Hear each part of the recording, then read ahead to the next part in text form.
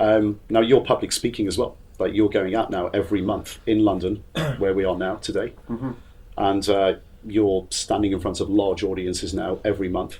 Obviously, very different to being sat on the floor, Yep, blinkered. different skill set.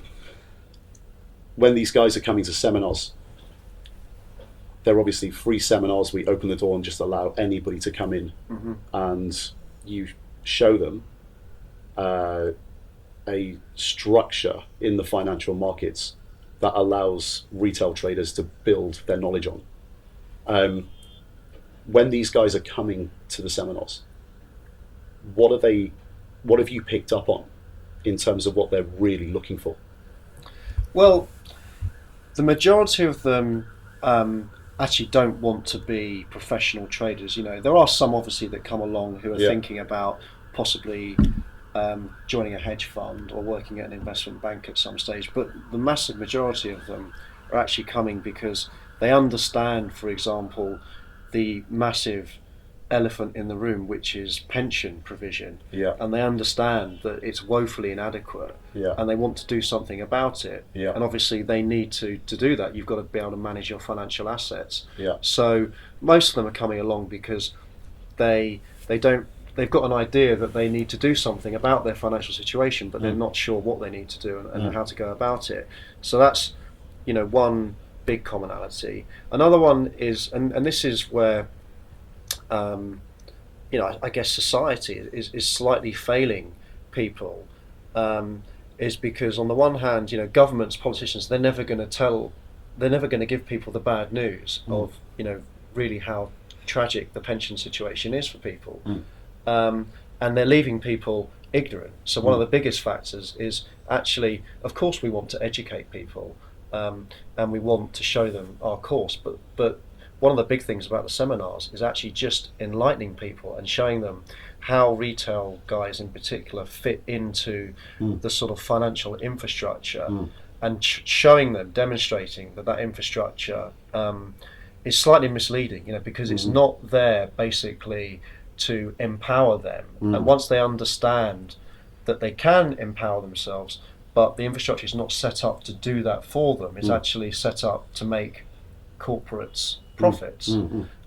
So once we show them where potential conflicts of interest lie, and they understand that, then that gives them the ability to basically go away and learn how to be proper professional investors and understand how that fits in with the sort of financial ecosystem. And that's one of the really big things. Is there's a real ignorance of, unfortunately, how trading platforms work, why they're there, what brokers actually do, and what their kind of raison d'etre is. And so that's something that we really try and get across in the seminars, is just to sort of give people a bit of a pointer and a sort of a check, so that they really understand what this infrastructure is about and what it's there for, and how they can then go on to use it for their own benefit. But there's a big hole there in terms of people's knowledge, that they're not aware of all these, as I say, conflicts of interest. But I think they kind of know there's a problem, but they might not know what exactly. They don't know exactly what it is. They kind of know in their gut there's an issue.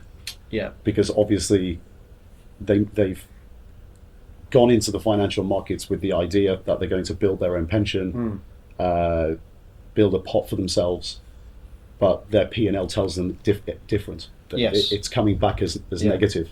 So they understand there's a problem, but they can't quite put their finger on it. And of course that first step is actually a really important step, to recognise that you have an issue, and that something needs to be done about it.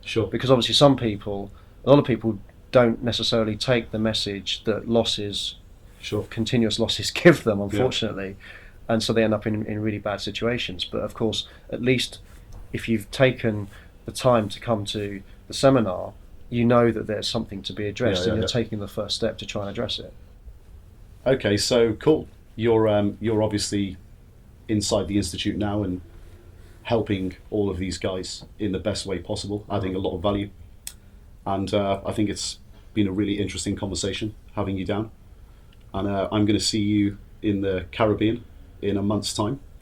And we've got 16 more guys coming onto the mentoring program. And I think the next year or two is looking really exciting. Can't wait, mate. Thanks for coming down.